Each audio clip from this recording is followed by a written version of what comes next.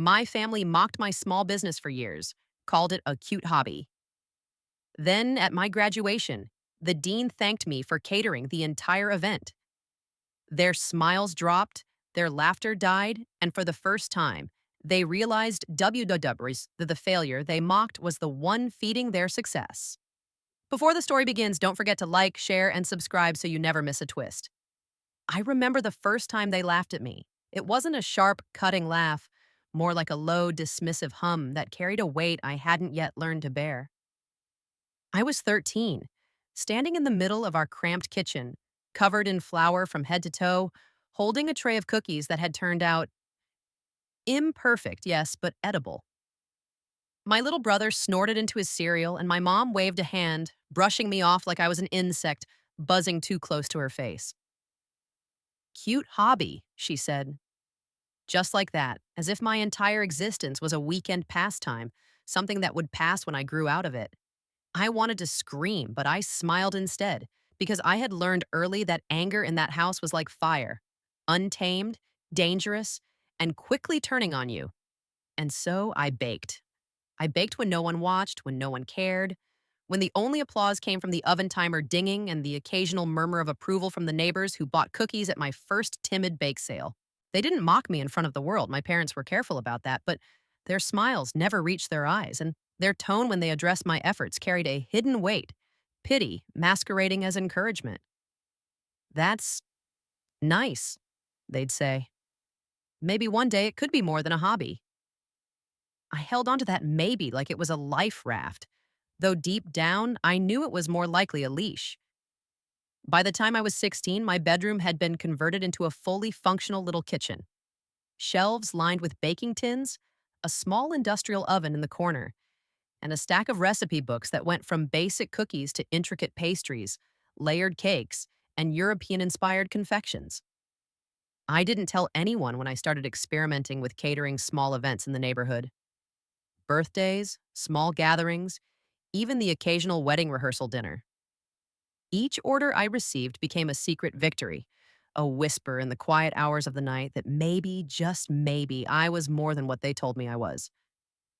High school was a theater of micro betrayals. My peers were generous with their interest when they discovered I could make a chocolate mousse that tasted like velvet on the tongue, but at home, my achievements were invisible. My dad, sitting in his recliner with a newspaper spread wide over his lap, would occasionally grunt at the sight of a cake I had painstakingly decorated. Looks fine, he'd say, then turn back to the sports section as if nothing else existed. It was never, I'm proud of you, never, you did something amazing. Only the cold, detached acknowledgement of existence. I grew used to it. I practiced the art of invisible victory, the skill of achieving something extraordinary while keeping my flame concealed from those who might snuff it out. The turning point came the summer before my final year of high school. A local event planner, hearing about my work through a friend, reached out to me. She needed someone to cater a small community gala, a fundraiser for the local library, and I agreed, despite the gnawing fear that my parents would mock the very idea of me working at my age. They did, of course. You're just going to make cookies and call it a business? My mother said, eyebrows raised. Her voice dripped skepticism so thick, it could have been sculpted. You should be focusing on college applications, not this. But I didn't flinch. I had learned by then that the truth of my ambition wasn't theirs to define. The night of the gala, I arrived early, a cooler in each hand, my car packed to the brim with trays of hors d'oeuvres, cakes, and pastries. The ballroom was bathed in warm, golden light, the chandeliers glinting like stars caught in crystal, and the air smelled faintly of fresh flowers and polished wood. My hands trembled, not from fear exactly, but from the gravity of proving, even to myself, that I could do this. I set everything up meticulously, aligning each tray like a miniature army ready for inspection. Guests trickled in, their murmurs of appreciation washing over me like soft waves. And yet, through it all, I felt the ghost of my parents' dismissive smiles hovering, just out of reach, as if they could somehow sense that their cute hobby was beginning to matter. By the end of the evening, the head of the local library, a poised woman with an air of effortless authority, approached me. You know, she said, adjusting her glasses, we've never had catering this seamless. I don't know how you managed it, but it's flawless. Truly. I nodded, keeping my voice even, hiding the surge of pride that made my chest tight. When I looked around at the guests, I realized that for the first time, I wasn't just a background presence. I was central, indispensable. And yet, there was a gnawing thought at the back of my mind. If only my parents could see this, maybe they would understand. Maybe, but they didn't. When I returned home, my father glanced at the boxes I'd left in the car. That looks like a lot of work for nothing, he said casually, as if the entire gala had been a figment of my imagination. My mother didn't look up from her phone. Cute hobby, she said again, almost teasingly. My little brother snorted. Yeah, businessman, he added, rolling his eyes. I swallowed the anger rising in my throat, telling myself that recognition from outsiders mattered more than the hollow praise from those who had already decided I would never be enough. Senior year came with its own challenges: college applications, exams, the endless cycle of social engagements that my parents insisted I attend to appear normal. Meanwhile, my little bakery, my small kingdom, expanded quietly. I catered student council events, teacher appreciation luncheons, and eventually small corporate gatherings. Each success was a secret jewel, tucked away in a velvet box that no one at home knew existed. The thrill of it was intoxicating, yet bittersweet, because every time I set down a tray and looked around at people enjoying my food, I remembered the damp, dim light of our kitchen at home, where my parents' laughter had once felt like acid rain on my ambitions. The graduation ceremony approached like a storm on the horizon. I had been accepted into a prestigious university, and the pomp of the event promised to be everything my parents had ever valued: speeches, gowns, applause, and the kind of official recognition that they respected. They assumed I would attend as just another student, walking across the stage with a borrowed smile, the quietest of acknowledgments in a sea of families celebrating achievements. What they didn't know was that I had a plan, a carefully orchestrated reveal, born of years of silent persistence and quiet defiance. When the day arrived, the air smelled of freshly cut grass and perfume, of polished wood floors and the faint tang of anticipation.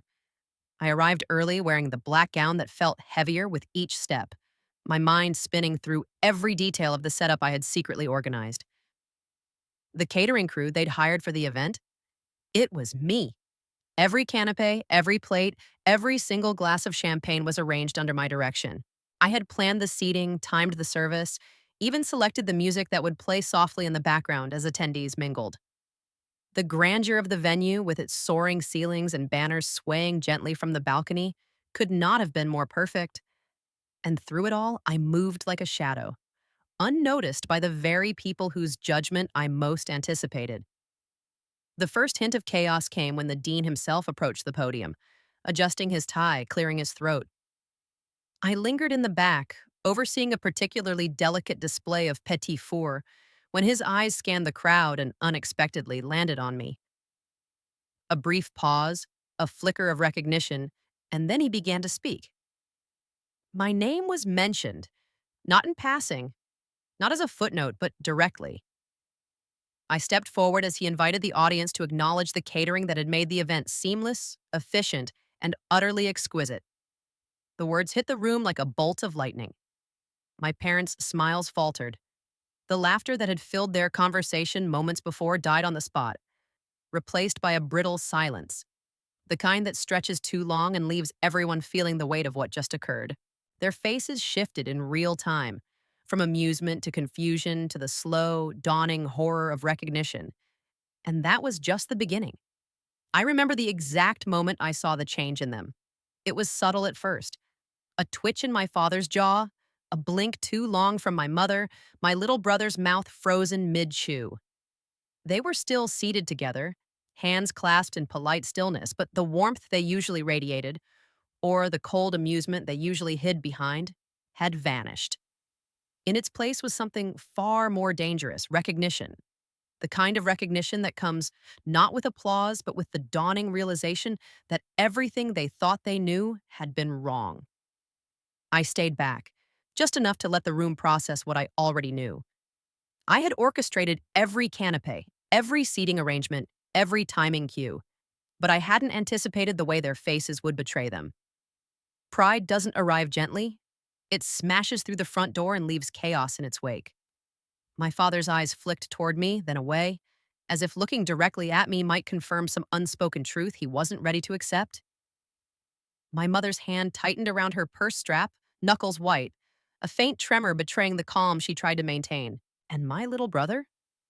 He was staring at the table where I had arranged an elaborate chocolate fountain, jaw slack, as if the world itself had suddenly shifted beneath him. The dean spoke again, his voice calm, measured, but carrying a note of admiration I hadn't expected. We would like to extend our deepest thanks to the individual responsible for today's catering, whose work ensured that this event proceeded flawlessly. The words were like a hammer, driving home the reality I had built silently, painstakingly, over years of mockery and dismissal. A murmur rippled through the crowd, and I stepped forward, nodding politely, accepting the recognition that had always eluded me. And then, the silence hit home. They hadn't moved. My parents didn't rise to clap. My brother's hand didn't reach for applause. It was the first time I realized they were processing more than just the public acknowledgement. They were reckoning with the fact that the cute hobby they had ridiculed, the failure they assumed would fizzle out, was the very thing that had elevated them into an experience they now sat in awe of. Every subtle smirk, every condescending comment, every roll of the eyes over the years, they were all being erased by the weight of truth. After the ceremony, the reception began. I moved through the crowd, refilling trays, making sure the coffee and tea stations were pristine, adjusting napkins here, repositioning platters there. People were kind, offering congratulations, praising the food, the presentation, the sheer professionalism. Some stopped me mid-step, asking for tips or recipes, and I answered with a smile that was both polite and secretive. I had learned the art of discretion early on, how to let success speak louder than words and to savor the private knowledge that those who doubted me were finally seeing the truth unfold. Eventually, I found my parents standing at the edge of the room, isolated from the crowd. Their faces were composed, almost serene, but their eyes betrayed them. I walked over slowly, carrying a tray of mini quiches, careful not to let my movements betray the satisfaction thrumming through me. My father's voice was the first to break the silence. "So, you did all this?" he asked, not accusingly, not in the mocking tone he might have used years ago, but with the quiet, incredulous curiosity of a man confronting a truth too long ignored. I nodded, setting the tray down on a nearby table. "Every bit of it," I said, deliberately calm, from the canapé arrangement to the dessert display. My mother stepped closer, eyes narrowing slightly, as if she were studying a painting for flaws, hoping to find some imperfection she could latch onto. "I didn't realize?" Her voice faltered, a whisper that seemed to struggle against the pride and disbelief tangled in her chest. "You never did, I said softly, almost to myself, though they heard it. The words weren't cruel. They were factual. A quiet accounting of the years I'd lived in the shadows of their amusement. The room around us seemed to fade. The clinking of glasses, the polite conversations, even the low hum of classical music from the reception faded into a blur. All I could see were the faces of the people who had meant the most, and the ones who had hurt the most. And yet, despite the satisfaction coursing through me, there was an emptiness too, a hollow that recognition from strangers could not fill. My brother finally spoke, his voice small, almost reverent. I I didn't think you could do this." The words were simple, but they carried weight. A confession, an acknowledgement that his laughter, so freely given in years past, had been misplaced. "You didn't think I could do anything," I corrected gently, not out of anger, but as a mirror reflecting the truth back at him. He swallowed hard, eyes dropping to the floor. My parents exchanged a glance, a moment of unspoken communication that passed between them, as if silently admitting they had underestimated me, repeatedly, for far too long. I wanted to savor this, to let it linger, to let them feel the depth of the oversight. But part of me also wanted to escape the intensity of their gaze, the complicated mix of shame and awe that I saw mirrored in their expressions. And then something unexpected happened. One of the event organizers approached, a clipboard clutched in her hands. "Would you be willing to cater our citywide gala next month?" she asked, eyes bright with excitement. "We need someone who can handle the scale and still make it personal." My parents' heads snapped toward me simultaneously, their silent shock more pronounced than anything they could have verbalized. The cute hobby I had cultivated in a tiny bedroom had suddenly become the most sought after service in the city. I smiled politely at the organizer, careful not to let the rush of vindication spill over.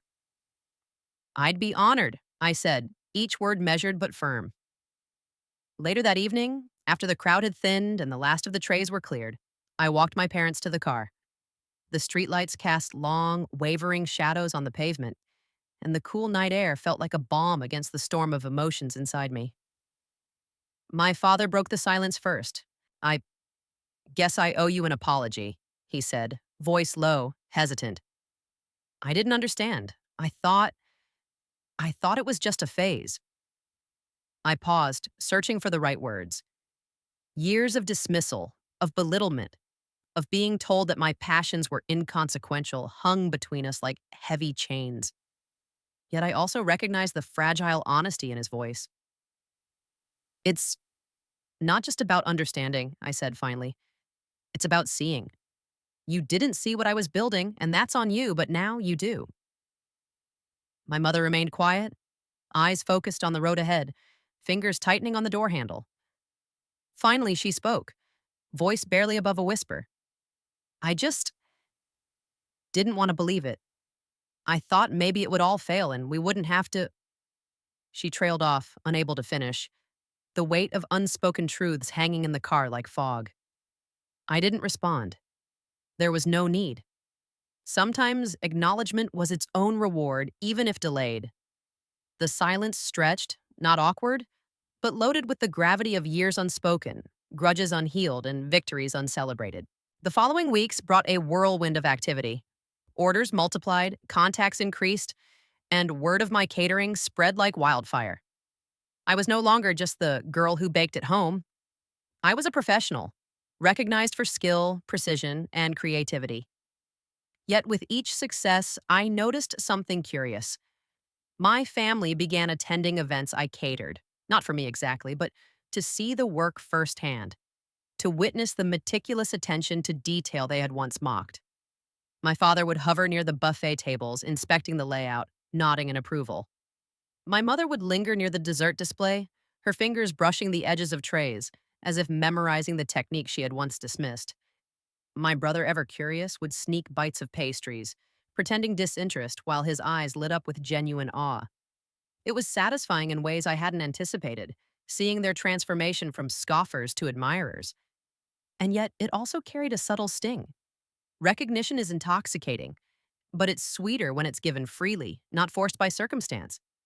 I began to understand that revenge, even quiet and subtle, is a complex dish. It leaves aftertaste, even when served cold. Then came the twist. One evening, as I was closing up after catering a private gala, I noticed a small envelope tucked under the door of my kitchen. No return address, no markings beyond my name scrawled in elegant handwriting. Inside was a note. "You've done well, but don't forget who really taught you to see value where others couldn't. You're good, but remember, even the strongest foundations need careful tending." I froze. My first instinct was alarm, then confusion, then intrigue. Who had sent this? I scanned my memories, trying to pinpoint every person who had interacted with me along the way, every mentor, every passerby who might have influenced me without my knowledge. But no one fit. The handwriting was unfamiliar. The message, cryptic, almost ominous, suggested knowledge I hadn't expected. That night, sleep eluded me. Questions tumbled over one another, refusing to settle. Was this a stranger watching me? Someone connected to the events I'd catered? Or had someone from my past, someone I had never considered, been silently guiding me all along, shaping my skill and ambition without ever revealing themselves? By morning, I knew one thing with certainty. The journey I thought was my own, the triumph I had savored, was about to deepen into a mystery far larger than I'd ever anticipated. And I wasn't sure I was ready for what lay ahead. The morning after I found the envelope, the world felt different. The air was heavier, as if each breath I took carried the weight of unseen eyes. The kitchen smelled faintly of vanilla and butter, but even the familiar comfort of my workspace felt tainted, altered by the realization that someone unknown, had been watching, guiding, or at least aware of my every move. I couldn't shake the sensation that I was being drawn into a story larger than my own ambitions, one where I might be both protagonist and pawn. I tried to dismiss it, focusing on the orders piling up, the emails from new clients, the endless logistics of scaling what had started as a cute hobby into a real business. But the note lingered in my mind, its cryptic phrasing repeating over and over. Even the strongest foundations need careful tending. Was it a warning? A threat? Or some strange form of admiration? I couldn't tell, and the not knowing gnawed at me more than any certainty ever could. The first real clue came 3 days later. I had just finished arranging a set of mini eclairs for a corporate dinner when my phone buzzed. A number I didn't recognize appeared on the screen. I hesitated, thumb hovering over answer, my chest tightening. Finally, I picked up. "Hello," I said cautiously. "Is this the baker?" The voice was calm, measured, but carried an authority that made me sit up straighter. "I think we need to talk. In person." I froze. "Who is this?" "You'll know me when you see me. Trust me. Tonight. 7 o'clock. The address will be sent to you in a text." And before I could ask anything else, the line went dead. My stomach churned. Part of me wanted to ignore it, pretend it was a prank, dismiss it as a mistake. But another deeper part, the part that had survived years of dismissal and ridicule, knew that ignoring it would be cowardice. I had chased ambition before, quietly, relentlessly, and this felt like a test. The address arrived an hour later. It was a small, unmarked loft on the edge of the city, industrial and stark. I drove cautiously, hands gripping the steering wheel, mind racing through every scenario I could imagine. When I arrived, the street was empty except for a few stray leaves swirling in the autumn wind. I walked up the metal stairs to the door, heart hammering, and knocked. The door swung open immediately, revealing a tall figure silhouetted against dim light. A man, middle-aged, sharp features softened by the faint lines of age, gestured me inside. "I've been expecting you," he said, voice calm but deliberate. "Sit. We have much to discuss." I hesitated, then stepped in. The loft smelled faintly of cinnamon and roasted coffee, a scent so familiar it made my chest tighten.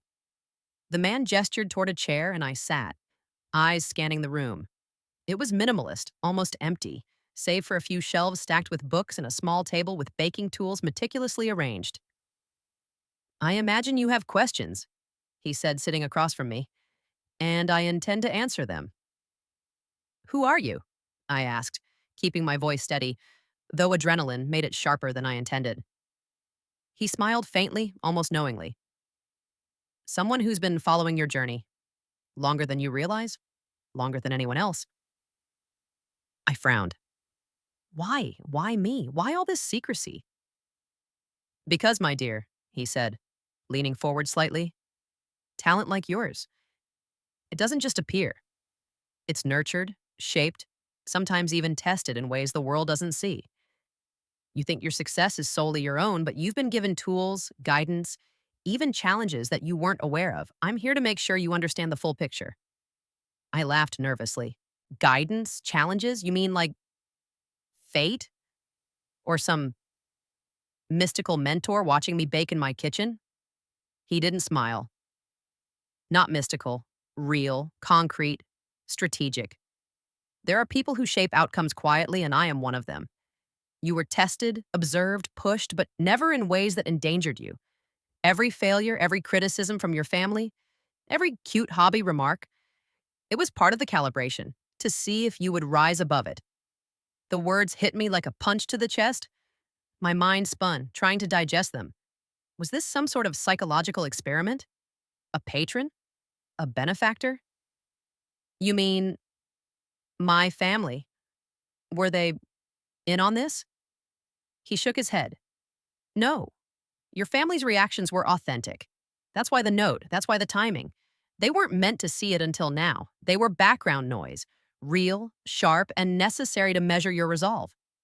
You succeeded despite them, not because of them.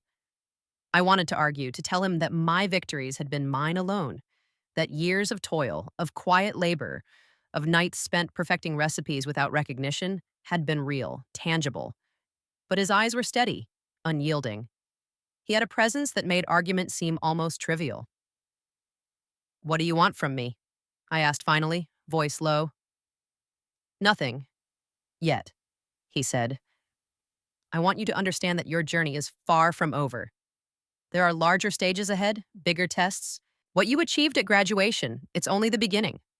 And the people who once mocked you, they will play a part in the next stage.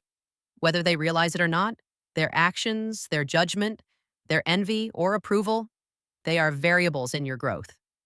I swallowed, heart racing. So, the note, the envelope, the text, you, all of this was to prepare me?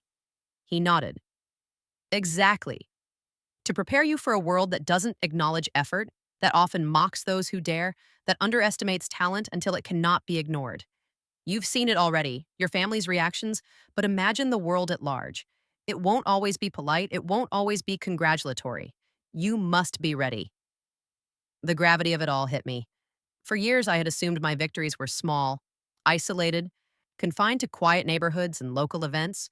But now, under this dim loft light, with this enigmatic man seated across from me, I realized my ambitions and my potential were being measured against a far larger stage. Then he leaned back, and for the first time, I saw a flicker of something human: pride. You have an incredible ability, he said softly, not just in baking, but in perception, in endurance, in understanding human nature. You've taken mockery and turned it into motivation. That is rare, and it will serve you well if you allow it. I felt a rush of conflicting emotions. Pride, yes, but also unease. There was admiration here, yes, but also an undercurrent of control, a reminder that someone had been watching, evaluating, and shaping my path without my consent. It was thrilling and terrifying in equal measure. When I left the loft that night, the city streets seemed both familiar and strange. The cool autumn air no longer carried the mundane scent of routine. It smelled like possibility, danger, and opportunity intertwined. My mind replayed the encounter, turning the man's words over and over, trying to understand their full implications. Back at home, my family was oblivious.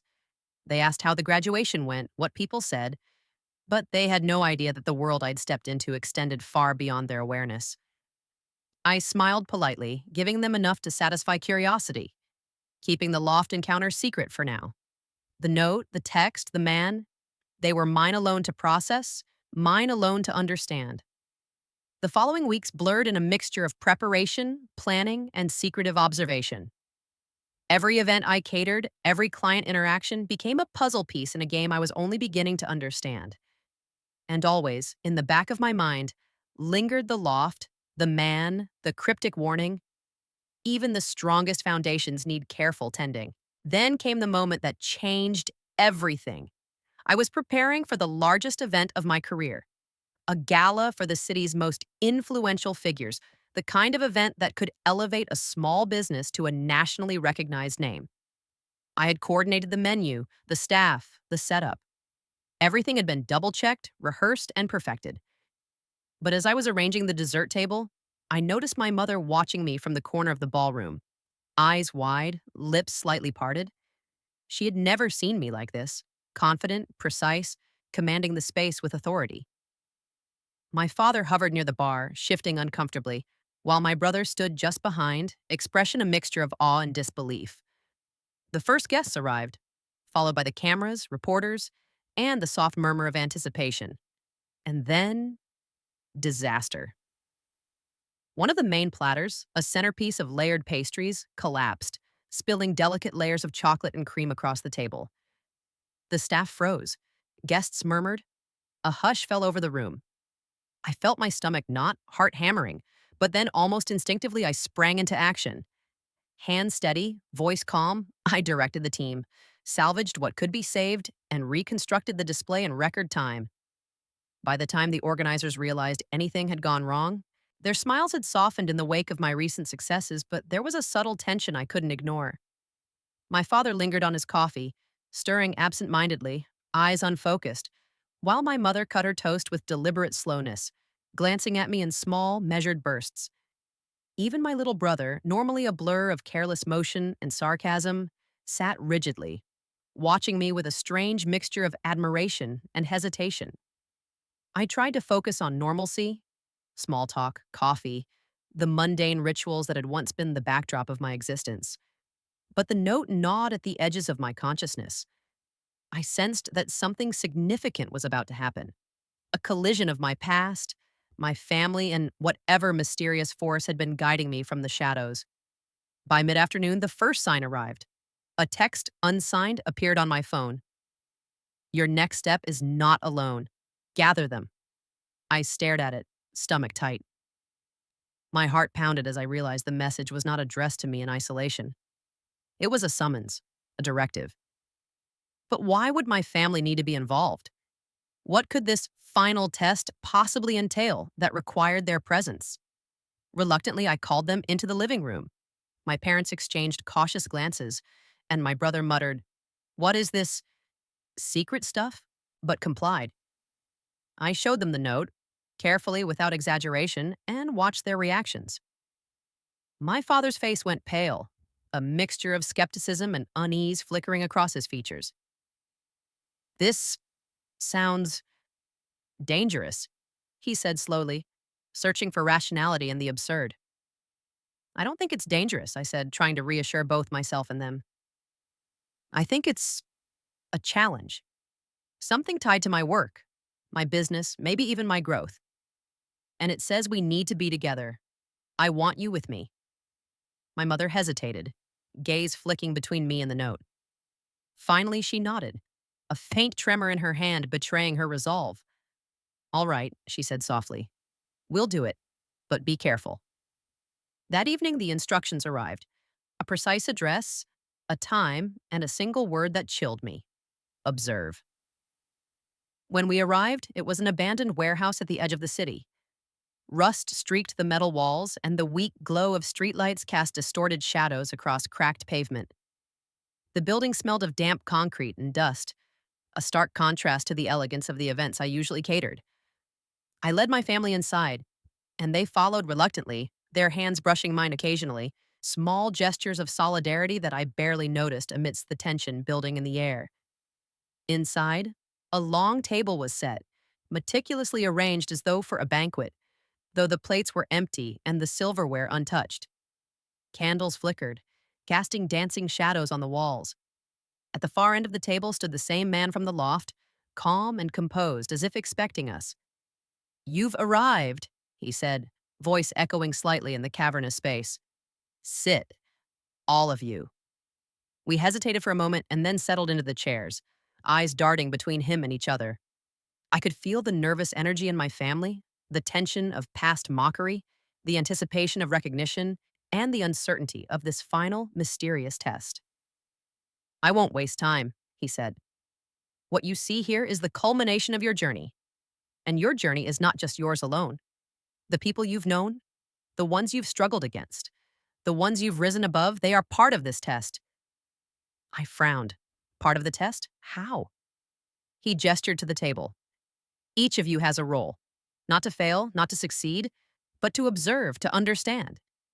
This test is about perception, trust, and the power of subtle influence. And there's one more element. A panel in the wall slid open, revealing trays stacked with ingredients, baking tools, and intricate pastry molds. My stomach tightened. This wasn't just a test of observation, it was a test of creation, of skill under pressure, under scrutiny. And for the first time, I realized that the final test was not simply about me proving myself, it was about how my family engaged with my world, with the very craft they had mocked for years. The man spoke again. Your family has doubted you, laughed at you, dismissed your talent. Now they must act under your guidance to achieve something extraordinary. And only if you lead them successfully, using your experience, patience, and skill, will the true revelation be unlocked. My father's eyes widened. Wait, you mean we're supposed to help you bake? Yes, the man said, voice gentle but firm. Under observation. Precision matters, every detail, every choice, and you must guide them. Nothing else will matter. I swallowed. The challenge was clear. Years of being dismissed, belittled, mocked, and ignored, all of it had led to this moment. The irony was sharp, almost cruel. They had scoffed at my cute hobby for years, and now, under the dim warehouse lights, the responsibility to lead them rested entirely on me. We began. My parents, hesitant and unsure, followed my instructions with exaggerated caution, afraid to make mistakes. My little brother's hands shook as he attempted to fold dough, flour dusting his hair and sleeves. And yet, under my guidance, something began to happen. They listened, they learned, they struggled, and slowly they started to see not just the skill, but the patience, creativity, and care required. For the first time, I watched them experience what I had lived for years: the thrill of creation, the quiet satisfaction of a project completed with precision and care, the subtle magic of turning raw ingredients into something transcendent. They were awkward, clumsy at moments, but each small success built confidence. And each success made them look at me differently, not as a child, a hobbyist, or a failure, but as a master, a teacher, a force that had existed beyond their understanding for years. Hours passed. By the end of the night, the table was a masterpiece of confections, pastries, and desserts arranged with a symmetry and beauty that took my breath away. The candles flickered against the polished surfaces, and the shadows danced like ghosts of past ridicule and triumph. The man stepped forward, clapping lightly. Well done, he said. All of you, but especially you. He turned to me, eyes piercing. You've led them through the test, guided them without force, and maintained your composure, creativity, and authority. You have not only mastered your craft, but you have transformed those who once mocked you. And that is the final revelation. I felt a rush of disbelief, awe, and triumph. My family looked at me with unguarded admiration, faces softened by understanding and respect they had never offered before. My father, usually reserved and stoic, nodded slowly, a quiet acknowledgement of my talent and leadership. My mother's eyes shimmered with unshed tears, lips pressed together as if to contain years of regret, and my brother, unable to hide it, beamed with pride. Then the man's expression shifted, a flicker of seriousness returning. There is one more truth, he said. The final twist. You've assumed you've been alone in building this life and cultivating this craft, but your success is as much about your ability to inspire others, to lead, to create loyalty and trust, as it is about skill. And that is why this test involved your family. You are ready for the world, but never forget this. Greatness is measured not by what you create alone, but by how you elevate those around you. It hit me then, in a wave of clarity, that the journey had never truly been about proving myself to them. It had been about becoming someone capable of creating not just excellence, but influence, leadership, and inspiration. The final revelation was not a trophy, a note, or a mysterious mentor. It was me, fully realized, tempered by years of mockery, guided by quiet ambition, and tested by both love and doubt. As we left the warehouse, the first rays of dawn breaking over the horizon, I looked at my family. They walked beside me, no longer skeptics or dismissive voices, but witnesses to what perseverance, skill, and resilience could achieve. And for the first time, I saw the future. Not as a series of challenges or tests, but as a canvas waiting for my hand. I didn't need validation from anyone anymore. Not from strangers, not from critics, not even from my family. I had become the architect of my own destiny. And as the city awoke around us, lights flickering on in tall buildings, and the faint hum of early traffic rising, I knew the truth. Sometimes the greatest triumphs are born in silence, nurtured in secrecy, and revealed only when the world is ready to see. And in that revelation, I realized the most unexpected twist of all. The people who doubted you the most are often the ones who, in learning to follow your guidance, become your most powerful allies. The weeks that followed the warehouse test were strange. Life carried on in its ordinary rhythm: clients, orders, emails, but everything felt different. Every moment I spent in the kitchen, every tray I arranged, carried a weight I hadn't felt before. Not pressure exactly, but significance. I moved with purpose now, each motion deliberate, each decision imbued with the knowledge that mastery isn't just skill, it's vision, leadership, and the quiet power to transform others alongside yourself. My parents and my brother remained by my side, no longer skeptics, no longer observers of a life they had mocked. They were participants, witnesses to my world in a way they hadn't been before, learning not just my craft, but the lessons it carried. My father began asking questions, not challenges, not critiques, but genuine curiosity. Why did you do it this way? He'd ask, and I would explain, feeling the thrill of teaching someone who had once dismissed me. My mother experimented with recipes, flour dusting her hands as she tried, failed, and tried again, her laughter now genuine and warm. And my brother, ever restless, ever sarcastic, became my apprentice in the kitchen, teasing, yes, but also learning with surprising focus. There were moments when I caught them looking at me in a way that made my chest tighten, a mixture of awe, pride, and perhaps a trace of guilt for their past behavior. And yet I didn't resent them. Their journey had mirrored mine in unexpected ways. They had been my mockers, yes, but also my catalysts. Each dismissive word, each sarcastic comment, each subtle undermining had forced me to cultivate resilience, ingenuity, and determination I might never have discovered otherwise. I often thought about that mysterious man from the loft. His guidance, his cryptic messages, the tests, everything had been orchestrated to show me that success is never just skill. It's influence, patience, and the ability to elevate others alongside yourself. I wondered if he would ever appear again, or if he had simply been a catalyst, a shadow figure whose purpose was fulfilled the moment I realized my own capacity. Either way, his lessons lingered like the faint aroma of vanilla in my kitchen, intangible, yet impossible to ignore. The city seemed brighter now, not because the sun shone differently, but because I walked through it with a sense of certainty I'd never known. Each step, each encounter, each event I catered carried an understanding that the world was both larger and smaller than I had imagined. Larger because opportunities, challenges, and unknown forces always waited just beyond the periphery. Smaller because I had proven, quietly and inexorably, that the scope of influence one person can have through skill, vision, and the willingness to persist is immense. The final twist I realized was not external. It wasn't the mysterious mentor, the warehouse test, or even the mockery of my family. It was internal.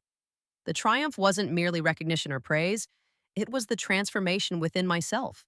The ability to navigate doubt, harness criticism, and elevate both my craft and those around me, that was the real revelation. And in that truth, I found a peace I had chased for years but never named.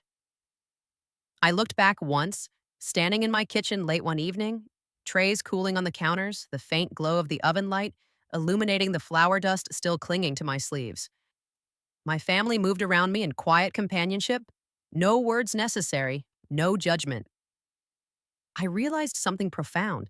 Victory isn't about proving yourself to others. Victory is about creating a life so authentic, so resilient, and so full of purpose that the world cannot ignore it. And the people who once doubted you are finally able to see not just your success, but the strength and character behind it.